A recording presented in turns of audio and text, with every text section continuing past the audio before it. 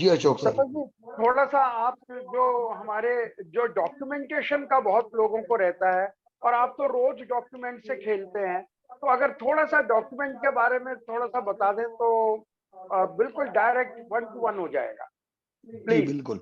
काव्या जी, हमने कुछ सपत जी, डॉक्यूमेंट्स के ऊपर अपनी शीट्स बनाई है, तो काव्या जी एक बार दिखाने की कोशिश करिएगा स्क्रीन पे।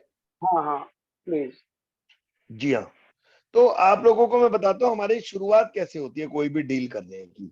शुरुआत में हम लोग सप्लायर से बात करना शुरू करते हैं, पता चलता है कि हम लोग क्या खरीदते हैं, वो क्या बेचता है। उसके बाद जो उनके पास रेडी माल होता है, उस माल की फोटोग्राफ शेयर करते हैं, उसकी क्वालिटी बताई जाती है। उसके बाद करते करते में इसके अंदर ऐसा हो जाता है कि हमारा अब उससे सौदा होना शुरू हो जाता है। तो जब भी हमारा उससे सौदा होगा तो प्राइस हो जाएगा, क्वालिटी सेट हो जाएगी। उसके बाद एक कॉन्ट्रैक्ट बन जाता है कि जी हमने आपसे ये माल खरीदना है। तो एक टर्म्स कंडीशन जो हमने सेट करी है पेमेंट की, फॉर एग्जाम्पल 10% या 20% एडवांस देना है। जनरली 20-25% एडवांस का रहता है, कहीं कहीं पे 100% भी रहता है। तो एक परफॉर्मा के नाम से एक इनवॉइस जनरेट होती है कि जिसे वो परफॉर्मा इनवॉइस बोलते हैं। तब हमारा बैंक, यहाँ का इंडियन बैंक, फॉरेन बैंक को पैसा भेजता है। अगर ये परफॉर्मा इनवॉइस नहीं होगी तो वो बैंक को पैसा नहीं भेजेगा। तो ये आपके सामने जो है ये परफॉर्मा इनवॉइस है, तो आप लोग देख सकते हैं। और इसके अंदर सब कुछ लिखा होता है, क्या माल खरीद रहे हैं, बेचने वाला कौन है, खरीदने वाला कौन है, आपकी पेमेंट टर्म्स क्या है, टोटल माल का लगभग वैल्यू क्या होगी। मान लीजिए फॉर एग्जांपल $10,000 का माल है, तो उसमें वो कह रहा है जी 25% एडवांस देना है, यानी $2,500 एडवांस देना है। तो यहाँ पर लिखा होगा कि 25% advance, that is equal to 2500 USD। और वो हमारा बैंक उसको रेमिटेंस के लिए पेपर हमारे ले लेगा, और वो बैंक उसको पेमेंट कर देगा और हमारे अकाउंट से काट लेगा।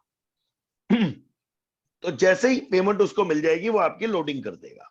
जब वो लोडिंग कर देगा तो फाइनल इनवॉइस बन जाएगी। मे बी फाइनल इनवॉइस $9,800 की हो सकती है या 10,200 हो सकती है, क्योंकि एग्जैक्ट वेट उसको नहीं पता होता।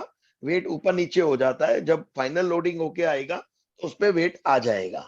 तो वेट आने के बाद जो भी उसका इनवॉइस वैल्यू बनी, उसमें वो हमने जो पेमेंट उसको कर दी, वो लेस करके बैलेंस पेमेंट बनेगी। हम वो बैलेंस पेमेंट उसको पेमेंट कर देंगे, तो वो हमें सारे डॉक्यूमेंट्स हैंड ओवर कर देगा। अब डॉक्यूमेंट्स में क्या, तो इसको बोलते हैं फाइनल कमर्शियल इनवॉइस।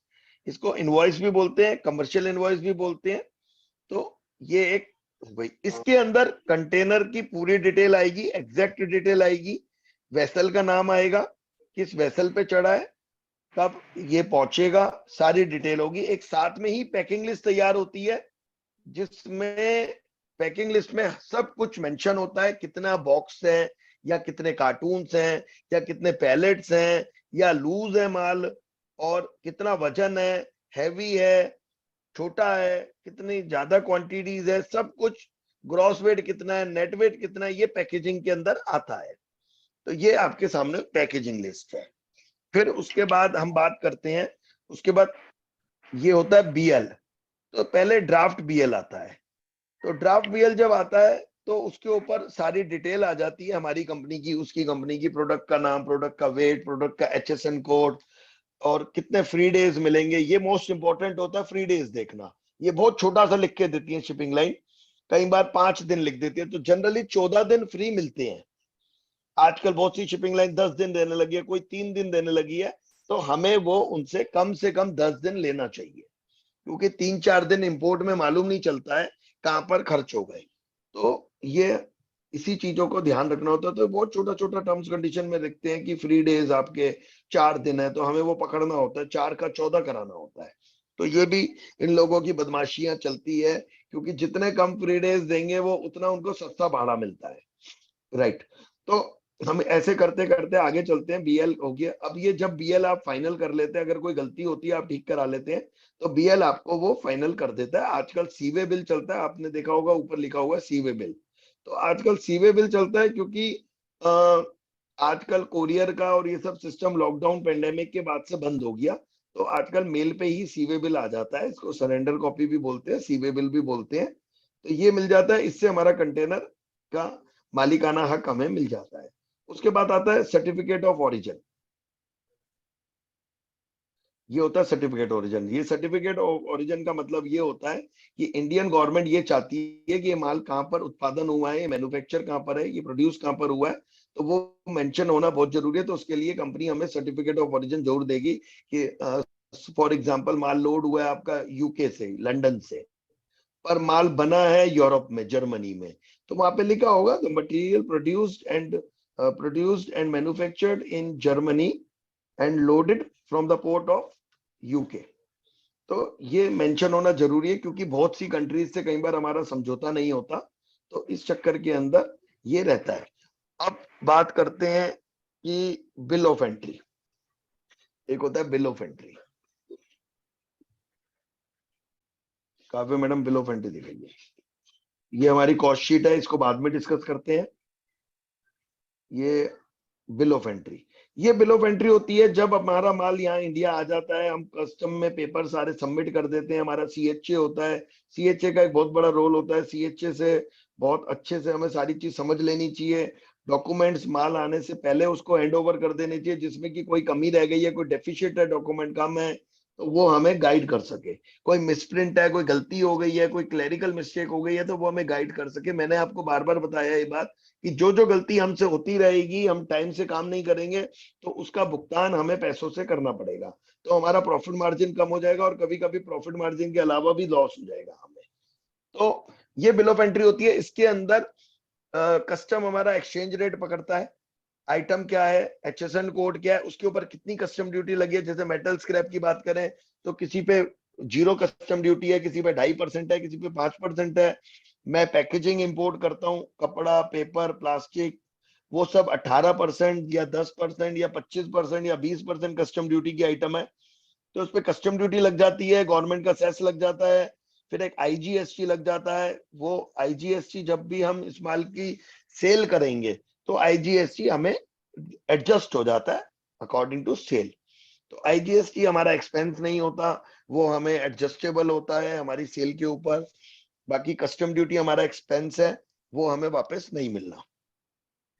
तो ये बिल ऑफ एंट्री का पार्ट हो गया। तो ऐसे करके हमारी फाइनल एक कस्टम ड्यूटी का वैल्यू बन के आ जाती है, आईजीएसटी जुड़ के, वो हमें डिपॉजिट करनी होती है, फिर हमारा कंटेनर हमें रिलीज हो जाता है। अब उसके बाद बात करते हैं हमारी कॉस्ट शीट की। थोड़ा पीछे आएंगे एक बार हम, और हम अपनी कॉस्ट शीट उठाएंगे। तो ये एक हमने सैंपल कॉस्ट शीट बनाई है। ये जितने भी डॉक्यूमेंट्स आपको हम दिखा रहे हैं, ये हमने सैंपल के बनाए हैं आप लोगों के लिए। जिसको भी चाहिए हो हमारी टीम से, काव्या से, राखी से, किसी से भी मांग कर आप ले सकते हो। हम ऑन डिमांड ये पीडीएफ आपको शेयर कर देते हैं। और इसके अंदर ये मैंने एक रफ कॉस्ट शीट बनाई है, जो भी जब भी आप बिजनेस को स्टार्ट करना चाहेंगे, तो आपको सीएचए की मदद की पूरी पूरी जरूरत है। तो सीएचए से आपने मुलाकात करनी है। सीएचए से मीटिंग ऑर्गेनाइज करने के बाद आप उसके साथ ये पेपर लेके बैठेंगे, और उसमें उससे वो सारे खर्चे पूछेंगे।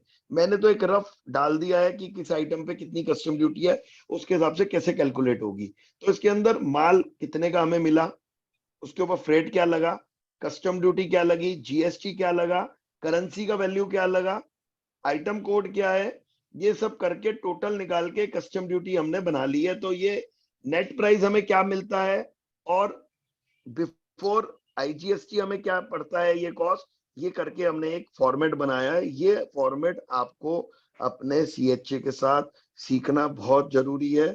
अगर हम ये नहीं सीख सकते, हमें टिप्स पे याद नहीं हो सकता, तो हम इंपोर्ट बिजनेस में आ नहीं सकते। तो इंपोर्ट बिजनेस में आने के लिए फॉर एग्जांपल उसने कहा जी $500 का माल है। अब उसने कहा जी $500 का है, तो $500 का माल जब मेरे घर में आएगा, तो मेरे घर में आके कितने का पड़ेगा। अमेरिका में है ये माल अभी, और $500 का है, तो मेरे घर में कितने का मिलेगा। तो ये माल जब मेरे घर आके पहुंचेगा, तो इंडियन रुपीज में मान लो ₹50 का पहुंचेगा, ₹60 किलो का पहुंचेगा, ₹70 किलो का पहुंचेगा, ये कैसे पता चले। तो इसके लिए ये कॉस्ट शीट बनानी आनी चाहिए, और ये याद हो जानी चाहिए कि जैसे ही उसने बोला कि $500 या $400 या $600, मेरे दिमाग में तुरंत आइडिया आया, और मैंने फटाक से बिना कैलकुलेटर के कैलकुलेशन करी कि मेरे घर में ₹70 कॉस्ट करेगा।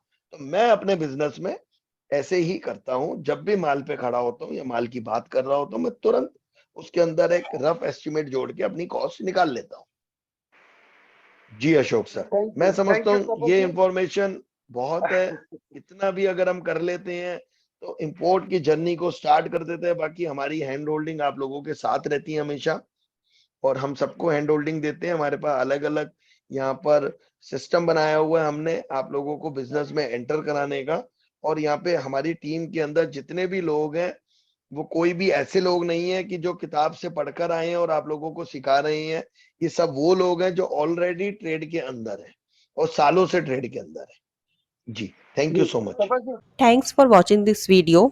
ऐसे इंपोर्ट एक्सपोर्ट से रिलेटेड और भी वीडियोस देखने के लिए हमारे चैनल को सब्सक्राइब करें, लाइक करें, शेयर करें एंड कमेंट करें। Thank you.